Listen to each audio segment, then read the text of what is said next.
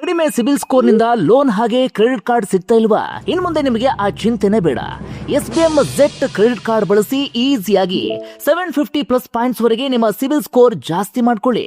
ಹಾಗೆ ಆರಾಮಾಗಿ loan, credit card ಕೂಡ ಸಿಗುತ್ತೆ. ಇದು FD ಆಧಾರಿತ ಕಾರ್ಡ್ ಆಗಿದ್ದು RBI ಗ್ಯಾರಂಟಿ ಇರುತ್ತೆ. ಹಾಗೆ ಅಪ್ ಟು 7% ಇಂಟ್ರೆಸ್ಟ್ ಕೂಡ ಪಡಿಬಹುದು. ಅದೇ ರೀತಿ UPI ಪೇಮೆಂಟ್ಗೂ ಅವಕಾಶ ಸಿಗುತ್ತೆ. ಸ್ವಿಗ್ಗಿ, ಝೊಮ್ಯಾಟೊ, ಬುಕ್ ಮೈ ಶೋ ನಲ್ಲಿ ಈ ಕಾರ್ಡ್ ನಿಂದ 20% ಡಿಸ್ಕೌಂಟ್ ಪಡಿಬಹುದು. ಅದೇ ರೀತಿ 80+ ಟಾಪ್ ಬ್ರಾಂಡ್ಸ್ ಮೂಲಕ ಕ್ಯಾಶ್ ಬ್ಯಾಕ್ ಕೂಡ ಸಿಗುತ್ತೆ. ಬರೀ 30 ದಿನದಲ್ಲಿ ನಿಮ್ಮ ಸಿಬಿಲ್ ಸ್ಕೋರ್ ಜಾಸ್ತಿ ಆಗುತ್ತೆ. ಇನ್ಯಾಕೆ ತಡ? ಡಿಸ್ಕ್ರಿಪ್ಷನ್ ಅಲ್ಲಿರುವ ಲಿಂಕ್ ಕ್ಲಿಕ್ ಮಾಡಿ Z ಆಪ್ ಡೌನ್ಲೋಡ್ ಮಾಡ್ಕೊಳ್ಳಿ. ಹಾಗೆ Z ಕ್ರೆಡಿಟ್ ಕಾರ್ಡ್ ಅನ್ನ ತಗೊಳ್ಳಿ.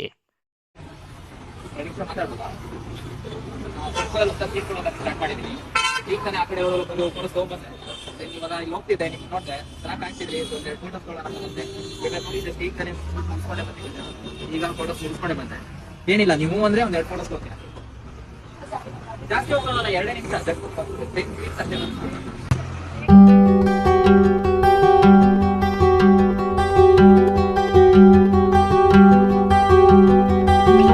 ಬಂಧುಗಳೇ ನಮಸ್ಕಾರ, ಹೇಗಿದ್ರೆ ನೀವೆಲ್ಲರೂ? ನಾನು ಸುಬ್ರಹ್ಮಣ್ಯ ಎಸ್ ಹಂಡಿಗೆ. ಬಂಧುಗಳೇ, ಆರಂಭದಲ್ಲಿ ವಿಡಿಯೋವೊಂದನ್ನು ಗಮನಿಸಿದ್ರಿ.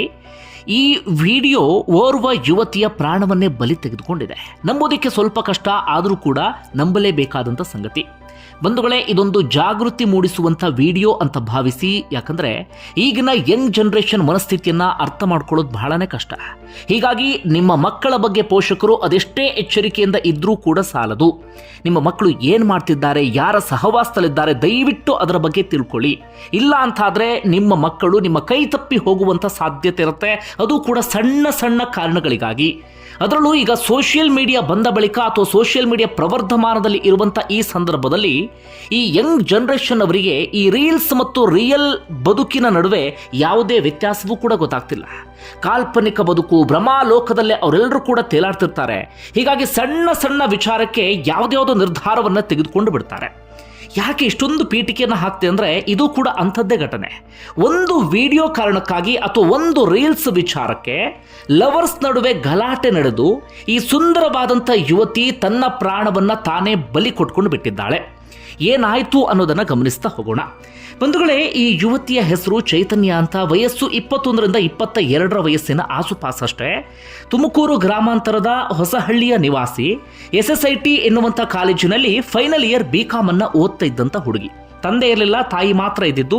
ತಾಯಿ ಸೌಭಾಗ್ಯಮ್ಮ ಅಂಥೇಳಿ ಟೀ ಶಾಪನ್ನು ಒಂದಿಟ್ಕೊಂಡು ಅವರು ಬದುಕನ್ನು ಸಾಗಿಸ್ತಾ ಇದ್ರು. ಮಗಳನ್ನು ಬಹಳ ಕಷ್ಟಪಟ್ಟು ಅವರು ಓದಿಸ್ತಾ ಇದ್ರು.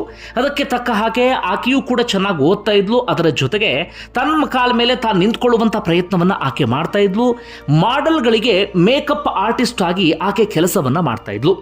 ಯಾವಾಗ ಮಾಡೆಲ್ಗಳಿಗೆ ಮೇಕಪ್ ಆರ್ಟಿಸ್ಟ್ ಆಗಿ ಕೆಲಸ ಮಾಡೋದಕ್ಕೆ ಶುರು ಮಾಡಿಕೊಂಡ್ಲೋ, ಅದಾದ ಬಳಿಕ ಆಕೆಗೂ ಕೂಡ ಈ ಮಾಡ್ಲಿಂಗ್ ಬಗ್ಗೆ ವಿಪರೀತವಾದಂಥ ಆಸಕ್ತಿ ಬೆಳೆಯೋದಕ್ಕೆ ಶುರುವಾಗುತ್ತೆ. ಹೀಗಾಗಿ ಅದಕ್ಕೆ ಬೇಕಾದಂಥ ತಯಾರಿಯನ್ನು ಕೂಡ ಆಕೆ ಮಾಡ್ಕೊಳ್ತಾ ಇದ್ಲು. ಹೀಗಾಗಿ ರೀಲ್ಸ್ ಕಡೆಗೂ ಕೂಡ ವಿಪರೀತವಾದಂಥ ಪ್ರೀತಿ ಅಂಥದ್ದೆಲ್ಲವೂ ಕೂಡ ಶುರುವಾಗಿದೆ. ಹೀಗಾಗಿ ಇನ್ಸ್ಟಾಗ್ರಾಮ್ ಪೇಜ್ ಒಂದನ್ನು ಓಪನ್ ಮಾಡಿ ಸಾಲು ಸಾಲಾಗಿ ರೀಲ್ಸ್ಗಳನ್ನು ಕೂಡ ಆಕೆ ಅಪ್ಲೋಡ್ ಮಾಡ್ತಾ ಇದ್ಲು. ಅಂತಿಮವಾಗಿ ಇತ್ತೀಚೆಗೆ ಒಂದಷ್ಟು ಫ್ಯಾಷನ್ ಶೋನಲ್ಲೂ ಕೂಡ ಆಕೆ ಭಾಗಿ ಆಗಿದ್ಲಂತೆ. ಒಟ್ಟಾರೆಯಾಗಿ ಭವಿಷ್ಯದ ಬಗ್ಗೆ ಸುಂದರವಾದಂಥ ಕನಸನ್ನು ಕಾಣ್ತಿದ್ದಂಥ ಯುವತಿ ಮಗಳ ಆಸೆಯನ್ನು ನೆರವೇರಿಸಬೇಕು ಅಥವಾ ಮಗಳ ಆಸೆಗೆ ಅಡ್ಡಿ ಬರಬಾರದು ಎನ್ನುವ ಕಾರಣಕ್ಕಾಗಿ ಈ ಮಾಡ್ಲಿಂಗು, ರೀಲ್ಸು ಎಲ್ಲದಕ್ಕೂ ಕೂಡ ತಾಯಿಯೂ ಕೂಡ ಬೆಂಬಲವಾಗಿ ನಿಂತ್ಕೊಂಡಿದ್ರಂತೆ. ಅಂದರೆ ಏನೋ ಒಂದು ಕನಸನ್ನು ಕಾಣ್ತಿದ್ದಾಳೆ, ಆ ಕನಸನ್ನು ಆಕೆ ರೀಚ್ ಆಗಲಿ ಎನ್ನುವಂಥ ಒಂದೇ ಒಂದು ಉದ್ದೇಶದ ಕಾರಣಕ್ಕಾಗಿ.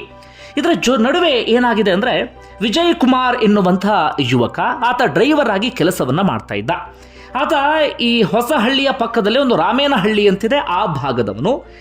ಈ ಸೌಭಾಗ್ಯಮ್ಮ ಅಂದರೆ ಈ ಚೈತನ್ಯ ಎನ್ನುವಂಥ ಹೆಣ್ಣು ಮಗಳ ತಾಯಿ, ಅವರು ಟೀ ಶಾಪನ್ನು ಇಟ್ಕೊಂಡ ಕಾರಣಕ್ಕಾಗಿ ಅಲ್ಲಿಗೆ ಟೀ ಕುಡಿಯೋದಕ್ಕೆ ಅಂತ ಆಗಾಗ ಬರ್ತಾ ಇದ್ದಂಥವನು ಈಕೆಯನ್ನು ನೋಡಿದ್ದಾನೆ. ಅದಾದ ಬಳಿಕ ಇವರಿಬ್ಬರ ನಡುವೆ ಸ್ನೇಹ ಶುರುವಾಗಿದೆ. ಅದು ಪ್ರೀತಿಯ ಹಂತಕ್ಕೂ ಕೂಡ ಹೋಗಿದೆ. ಹೆಚ್ಚು ಕಡಿಮೆ 3-4 ವರ್ಷದಿಂದ ಇಬ್ಬರು ಕೂಡ ಪರಸ್ಪರ ಪ್ರೀತಿಸ್ತಾ ಇದ್ರಂತೆ. ಈ ವಿಚಾರ ಊರಿನವರ ಗಮನಕ್ಕೂ ಕೂಡ ಬಂದಿತ್ತು. ಹಾಗೆ ಚೈತನ್ಯ ಸಂಬಂಧಿಕರ ಗಮನಕ್ಕೂ ಕೂಡ ಬಂದಿತ್ತು. ಆಕೆಯ ಮಾವ ಕೂಡ ಒಮ್ಮೆ ಎಚ್ಚರಿಕೆಯನ್ನು ಕೊಟ್ಟಿದ್ರಂತೆ, ಇದು ಓದುವಂಥ ವಯಸ್ಸು, ಜೊತೆಗೆ ಬಹಳ ಕನಸನ್ನು ಕಂಡಿದ್ದೀಯ ಬದುಕಿನಲ್ಲಿ. ಹೀಗಾಗಿ ಈ ಪ್ರೀತಿ ಮತ್ತೊಂದು ಮಗದೊಂದು ಬೇಡ, ಅದರ ಆಚೆಗೆ ನೀನು ಬೇರೆ ರೀತಿಯಲ್ಲಿ ಬದುಕನ್ನು ಕಟ್ಕೊಳ್ತಾ ಇದೆಯಲ್ಲ, ನಿನ್ನ ಪಾಡಿಗೆ ನೀನಿರು, ಈ ಪ್ರೀತಿ ಅದೆಲ್ಲ ಸಹವಾಸಕ್ಕೆ ಹೋಗಬೇಡ ಅಂತ ಎಚ್ಚರಿಕೆಯನ್ನು ಕೊಟ್ಟಿದ್ರಂತೆ. ಆದರೆ ಆ ಮಾತನ್ನು ಕೇಳಿಸ್ಕೊಳ್ಳೋದಕ್ಕೆ ಚೈತನ್ಯ ರೆಡಿ ಇರಲಿಲ್ಲ. ಒಟ್ಟಾರೆಯಾಗಿ ಇವರಿಬ್ಬರು ಕೂಡ ಪರಸ್ಪರ ಪ್ರೀತಿಯನ್ನು ಮಾಡ್ತಾ ಇದ್ರು. ಯಾವುದೇ ರೀತಿಯಲ್ಲೂ ಕೂಡ ಸಮಸ್ಯೆ ಇರಲಿಲ್ಲ. ಸಣ್ಣ ಪುಟ್ಟ ಜಗಳ ಅದಾದ ಬಳಿಕ ಸರಿಯಾಗೋದು ಇಂಥದ್ದೆಲ್ಲವೂ ಕೂಡ ನಡೆದೇ ಇತ್ತು. ಸೌಭಾಗ್ಯಮ್ಮ ಅವರ ಗಮನಕ್ಕೂ ಕೂಡ ಈ ವಿಚಾರ ಇದ್ರೂ ಕೂಡ ಅವರು ಈ ಬಗ್ಗೆ ತೀರಾ ತಲೆ ಕೆಡಿಸ್ಕೊಳ್ಳೋದಕ್ಕೆ ಹೋಗಿರಲಿಲ್ಲ. ಅಂದರೆ ಇದು ಅನಾಹುತದ ಹಂತಕ್ಕೆ ಹೋಗಬಹುದು, ಇನ್ನೇನೋ ಸಮಸ್ಯೆ ಆಗಬಹುದು, ಆ ರೀತಿಯಲ್ಲಿ ಅವ್ರು ಯೋಚನೆಯನ್ನು ಮಾಡಿರಲಿಲ್ಲ.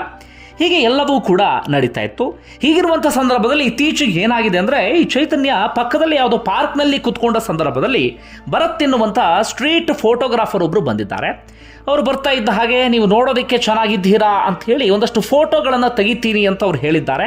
ಅದಕ್ಕೆ ಈಕೆಯೂ ಕೂಡ ಒಪ್ಕೊಂಡಿದ್ದಾಳೆ. ಯಾಕಂದರೆ ಮಾಡ್ಲಿಂಗನ್ನು ಮಾಡ್ತಿದ್ದ ಕಾರಣಕ್ಕಾಗಿ ಅಥವಾ ಅದರ ಬಗ್ಗೆ ಆಸಕ್ತಿ ಇದ್ದ ಕಾರಣಕ್ಕಾಗಿ ಈ ಫೋಟೋ ಶೂಟು ಅಂಥದ್ದೆಲ್ಲವೂ ಕೂಡ ಮಾಮೂಲಿಯಾಗಿತ್ತಲ್ಲ, ಹೀಗಾಗಿ ಆಕೆಯೂ ಕೂಡ ಒಪ್ಕೊಂಡಿದ್ದಾಳೆ. ಅಂತಿಮವಾಗಿ ಭರತ್ ಒಂದಷ್ಟು ಫೋಟೋವನ್ನು ತೆಗೆದಿದ್ದಾರೆ. ಅದಾದ ಬಳಿಕ ಅದೆಲ್ಲವನ್ನು ಕೂಡ ನೀಟಾಗಿ ಜೋಡಿಸಿ ಎಡಿಟ್ ಮಾಡಿ ಒಂದು ಹಾಡನ್ನು ಹಾಕಿ ಅವರ ಇನ್ಸ್ಟಾಗ್ರಾಮ್ ಪೇಜ್ನಲ್ಲಿ ಅದನ್ನು ಅಪ್ಲೋಡ್ ಮಾಡಿ ಅದಾದ ಬಳಿಕ ಅದನ್ನು ಚೈತನ್ಯಗೆ ಟ್ಯಾಗ್ ಕೂಡ ಮಾಡಿದ್ದಾರೆ. ಒಂದಷ್ಟು ದಿನಗಳ ಕಾಲ ಚೈತನ್ಯ ಅದರ ಬಗ್ಗೆ ತಲೆ ಕೆಡಿಸ್ಕೊಂಡಿರಲಿಲ್ಲ. ಆದರೆ ಅಂತಿಮವಾಗಿ ಆಕೆಯೂ ಕೂಡ ತನ್ನ ಪೇಜ್ನಲ್ಲಿ ಆ ಫೋಟೋಸ್ಗಳನ್ನು ಹಾಗೆ ಆ ವಿಡಿಯೋ ಅದೆಲ್ಲವನ್ನು ಕೂಡ ಅಪ್ಲೋಡ್ ಮಾಡಿದ್ದಾಳೆ. ಇದೆಲ್ಲವನ್ನು ಅಪ್ಲೋಡ್ ಮಾಡ್ತಾ ಇದ್ದ ಹಾಗೆ ಇದನ್ನು ವಿಜಯ್ ಕುಮಾರ್ ಅಂದರೆ ಚೈತನ್ಯ ಪ್ರಿಯಕರ ಗಮನಿಸಿದ್ದಾನೆ. ಗಮನಿಸ್ತಾ ಇದ್ದ ಹಾಗೆ ಆತನಿಗೆ ವಿಪರೀತ ಸಿಟ್ಟು ಬಂದುಬಿಟ್ಟಿದೆ. ನನ್ನ ಹುಡುಗಿಯ ಫೋಟೋ ತೆಗೆದು ಅದ್ಯಾವನೋ ತನ್ನ ಪೇಜ್ನಲ್ಲಿ ಹಾಕ್ಕೊಂಡಿದ್ದಾನೆ, ಜೊತೆಗೆ ಅದನ್ನು ಈಕೆಯೂ ಕೂಡ ಹಾಕ್ಕೊಂಡಿದ್ದಾಳೆ, ಇದು ಎಷ್ಟರ ಮಟ್ಟಿಗೆ ಸರಿ ಎನ್ನುವ ರೀತಿಯಲ್ಲಿ ಆತ ಖುದ್ದು ಹೋಗಿದ್ದಾನೆ. ಅಂದರೆ ಇವರೆಲ್ಲರ ಯೋಚನೆಯೇ ಹಾಗಿರುತ್ತೆ. ಅಂದರೆ ತುಂಬ ಸೀಮಿತವಾಗಿ ಯೋಚನೆ ಮಾಡೋದು ಅಥವಾ ತಮ್ಮ ಒಂದು ಬೇಲಿ ಹಾಕೊಂಡು ಬದುಕನ್ನು ಸಾಗಿಸೋದು ಆ ರೀತಿಯಲ್ಲಿ ಇರ್ತಾರಲ್ಲ, ಆ ರೀತಿಯಾಗಿ ವಿಜಯ್ ಕುಮಾರ್ ಕೂಡ ಆ ರೀತಿಯಾಗಿ ಯೋಚನೆಯನ್ನು ಮಾಡಿದ್ದಾನೆ. ಜೊತೆಗೆ ಆ ಫೋಟೋಸ್ಗಳೆಲ್ಲವನ್ನು ಕೂಡ ನೋಡಿ ಆತನಿಗೆ ಅದು ಏನನ್ನಿಸ್ತು ಏನೋ ಗೊತ್ತಿಲ್ಲ. ಕೈ ತಪ್ಪಿ ಹೋಗಿಬಿಡ್ತಾಳೆ ಅಥವಾ ಅವಳು ಇನ್ನೇನೋ ಆಗಿಬಿಡ್ತಾಳೆ, ಅದಾದ ಬಳಿಕ ನನ್ನ ಕೈಗೆ ಸಿಗೋದಿಲ್ಲ, ಹಾಗೆ ಏನೇನೋ ಅನ್ಸೋದಕ್ಕೆ ಶುರುವಾಗಿದೆ ಅನ್ಸುತ್ತೆ. ಯಾಕಂದರೆ ಆ ಫೋಟೋಸ್ಗಳೆಲ್ಲವನ್ನು ಕೂಡ ನೋಡ್ತಿದ್ದಾಗ ಯಾರೋ ಮಾಡಲ್ಲೇ ಎನ್ನುವ ರೀತಿಯಲ್ಲಿ ಆ ಫೋಟೋಸ್ಗಳೆಲ್ಲವೂ ಕೂಡ ಇತ್ತು. ಹೀಗಾಗಿ ಆತ ಆ ರೀತಿಯಾಗಿಯೂ ಕೂಡ ಯೋಚನೆಯನ್ನು ಮಾಡಿದ್ದಾನೆ ಅನ್ಸುತ್ತೆ. ಒಟ್ಟಾರೆಯಾಗಿ ಇದೇ ವಿಚಾರಕ್ಕೆ, ಇದೇ ವಿಡಿಯೋ ಅಥವಾ ಇದೇ ಆ ಫೋಟೋ ಶೂಟ್ ವಿಚಾರಕ್ಕೆ ಇಬ್ಬರ ನಡುವೆಯೂ ಕೂಡ ಜೋರಾದಂಥ ಜಗಳ ಅಂಥದ್ದೆಲ್ಲವೂ ಕೂಡ ಆಗಿದೆ. ಅದಾದ ಬಳಿಕ ಆತ ಏನು ಮಾಡಿದ್ದಾನೆ, ಸೀದಾ ಆಕೆಯ ಮನೆ ಹತ್ರ ಬಂದಿದ್ದಾನೆ. ಮನೆ ಹತ್ರ ಬಂದು ಅಲ್ಲೂ ಕೂಡ ಜಗಳವನ್ನು ಮಾಡಿದ್ದಾನೆ, ಮನೆಗೆ ನುಗ್ಗೋದಿಕ್ಕೆ ಪ್ರಯತ್ನವನ್ನು ಪಟ್ಟಿದ್ದಾನೆ. ಅದಾದ ಬಳಿಕ ಅಲ್ಲೂ ಕೂಡ ಪರಸ್ಪರ ಇಬ್ಬರ ನಡುವೆ ಜಗಳ ಆಗಿದೆ. ಅದಾದ ಬಳಿಕ ಈತ ವಾಪಸ್ ಬರ್ತಾ ಇದ್ದ ಹಾಗೆ ಚೈತನ್ಯ ಈತನಿಗೆ ಫೋನ್ ಮಾಡಿ, ಇಲ್ಲ ನನಗೆ ನಿನ್ನ ಈ ಜಗಳ ಇದೆಲ್ಲವನ್ನು ಕೂಡ ಸಹಿಸ್ಕೊಳ್ಳೋದಕ್ಕೆ ಸಾಧ್ಯ ಆಗ್ತಿಲ್ಲ, ನಾನು ನನ್ನ ಪ್ರಾಣವನ್ನು ಕಳ್ಕೊಳ್ತೇನೆ ಅಂತ ಆಕೆ ಹೆದರಿಸಿದ್ದಾಳೆ. ಈತನಿಗೂ ಕೂಡ ಆತಂಕ ಶುರುವಾಗಿದೆ. ಅದಾದ ಬಳಿಕ ಪದೇ ಪದೇ ಫೋನ್ ಮಾಡೋದಕ್ಕೆ ಪ್ರಯತ್ನವನ್ನು ಪಟ್ಟಿದ್ದಾನೆ. ಫೋನ್ ಸ್ವಿಚ್ ಆಫ್ ಆಗಿದೆ ಅಥವಾ ಫೋನ್ ರೀಚ್ ಆಗಿಲ್ಲ. ಆಗ ಆತನಿಗೆ ಭಯ ಶುರುವಾಗಿದೆ. ಸೀದಾ ಮತ್ತೊಮ್ಮೆ ಆ ಹುಡುಗಿಯ ಮನೆ ಹತ್ರ ಬಂದಿದ್ದಾನೆ. ಅಲ್ಲಿ ಬೊಬ್ಬೆ ಹೊಡೆಯೋದಕ್ಕೆ ಶುರು ಮಾಡಿದ್ದಾನೆ. ಆ ಹುಡುಗಿಯ ತಾಯಿ ಎಲ್ಲರಿಗೂ ಕೂಡ ವಿಚಾರವನ್ನು ತಿಳಿಸಿದ್ದಾನೆ. ಆಕೆ ಪ್ರಾಣವನ್ನು ಕಳ್ಕೊಳ್ಳೋಕೆ ಹೋಗ್ತಿದ್ದಾಳೆ ಅಥವಾ ಪ್ರಾಣವನ್ನು ಕಳ್ಕೊಂಡಿರಬಹುದು ಎನ್ನುವ ರೀತಿಯಲ್ಲಿ. ಅದಾದ ಬಳಿಕ ಬಾಗಿಲು ಒಡೆದು ನೋಡಿದಂಥ ಸಂದರ್ಭದಲ್ಲಿ ಆಕೆಯ ದೇಹ ನೇಣು ಬಿಗಿದಂಥ ಸ್ಥಿತಿಯೆಲ್ಲ ಪತ್ತೆಯಾಗಿದೆ. ಯಾರಿಗಾದರೂ ನಂಬೋದಕ್ಕೆ ಸಾಧ್ಯ ಆಗುತ್ತೆ ಹೇಳಿ? ಈ ಸಿಲ್ಲಿ ಕಾರಣಗಳಿಗಾಗಿ ಆಕೆ ಪ್ರಾಣವನ್ನು ಕಳ್ಕೊಂಡು ಬಿಟ್ಲು ಅಥವಾ ಸಣ್ಣ ವಿಚಾರಕ್ಕೆ ಸಂಬಂಧಪಟ್ಟ ಹಾಗೆ ಆಕೆ ದುರಂತ ಅಂತ್ಯವನ್ನು ಕಂಡ್ಲು ಅಂದರೆ ನಂಬೋದಕ್ಕೆ ಸಾಧ್ಯ ಆಗುತ್ತೆ. ಆದರೆ ನಂಬಲೇಬೇಕಾಗಿರುವಂಥ ವಿಚಾರ ಇದು. ಯಾಕೆ ಈ ವಿಚಾರವನ್ನು ನಾನು ನಿಮ್ಮ ಮುಂದೆ ಇಟ್ಟೆ ಅಂದರೆ, ಇಂತಹ ಘಟನೆಗಳ ಸಂಖ್ಯೆ ಇತ್ತೀಚೆಗೆ ಜಾಸ್ತಿ ಆಗೋದಕ್ಕೆ ಶುರುವಾಗಿದೆ. ರಿಯಲ್ ಬದುಕಿನ ನಡುವೆ ಯಾವ ವ್ಯತ್ಯಾಸವೂ ಕೂಡ ಇವರಿಗೆ ಗೊತ್ತಾಗ್ತಿಲ್ಲ. ಯಾವುದೋ ಭ್ರಮಾಲೋಕ, ಯಾವುದೋ ಕಾಲ್ಪನಿಕ ಲೋಕ. ಸಣ್ಣ ಸಣ್ಣ ವಿಚಾರಕ್ಕೆ ಅದು ಯಾವ್ಯಾವ ಹಂತಕ್ಕೆ ಹೋಗಿ ಕೊನೆಗೆ ಪ್ರಾಣವನ್ನು ಕಳ್ಕೊಳ್ಳುವ ಹಂತಕ್ಕೆ ಹೋಗ್ತಾರೆ. ಈಕೆಗೆ ಏನೂ ಕೂಡ ಕಡಿಮೆ ಆಗಿರಲಿಲ್ಲ. ತಾಯಿ ಪಾಪ ಬಹಳ ಕಷ್ಟಪಟ್ಟು ಕೆಲಸ ಮಾಡಿ ಆಕೆಯನ್ನು ಸಾಕ್ತಾ ಇದ್ರು. ಆಕೆಯು ಕೂಡ ಚೆನ್ನಾಗಿ ಓದ್ತಾ ಇದ್ಲು, ತನ್ನ ಕಾಲ ಮೇಲೆ ತಾನು ನಿಂತ್ಕೊಂಡಿದ್ಲು, ಕೆಲಸ ಮಾಡ್ತಾ ಇದ್ಲು. ಓದುವ ಸಂದರ್ಭದಲ್ಲೇ ಭವಿಷ್ಯದ ಬಗ್ಗೆ ನೂರಾರು ಕನಸನ್ನು ಕಂಡಿದ್ಲು, ಅದಕ್ಕೆ ಬೇಕಾದಂಥ ತಯಾರಿ ಎಲ್ಲವನ್ನೂ ಕೂಡ ಮಾಡ್ಕೊಳ್ತಾ ಇದ್ಲು. ಆದರೆ ಅದರ ನಡುವೆ ಬಂದಂಥ ಈ ಪ್ರೀತಿ, ಪ್ರೇಮ, ಮತ್ತೊಂದು ಮಗದೊಂದು ಆಕೆಯ ಬದುಕು ಈ ಹಂತಕ್ಕೆ ಹೋಗುವ ರೀತಿಯಲ್ಲಾಗಿದೆ. ಬಂಧುಗಳೇ, ಆ ಕಾರಣಕ್ಕಾಗಿ ಹೇಳೋದು, ದಯವಿಟ್ಟು ಪೋಷಕರು ಆದಷ್ಟು ನಿಮ್ಮ ಮಕ್ಕಳ ಬಗ್ಗೆ ಎಚ್ಚರಿಕೆಯನ್ನು ವಹಿಸಿ. ಸ್ವಲ್ಪ ಏನಾದರೂ ನೀವು ಅವ್ರ ಕಡೆಗೆ ತಲೆ ಕೆಡಿಸ್ಕೊಂಡಿಲ್ಲ ಅಂತಾದರೆ ನಿಮ್ಮ ಕೈ ತಪ್ಪಿ ಹೋಗುವಂಥ ಸಾಧ್ಯತೆಗಳಿರುತ್ತೆ. ಹೀಗಾಗಿ ನಿಮ್ಮಲ್ಲಿ ಜಾಗೃತಿ ಮೂಡಿಸುವಂಥ ಉದ್ದೇಶದಿಂದ ಈ ವಿಡಿಯೋವನ್ನು ನಿಮ್ಮ ಮುಂದೆ ಇಟ್ಟಿದ್ದೇನೆ. ಧನ್ಯವಾದ ವಿಡಿಯೋ ನೋಡಿದ್ದಕ್ಕಾಗಿ. ನಿಮ್ಗೆ ಏನಿಸ್ತದೆ ನನ್ನ ಕಮೆಂಟ್ ಬಾಕ್ಸಲ್ಲಿ ಮೆನ್ಷನ್ ಮಾಡಿ.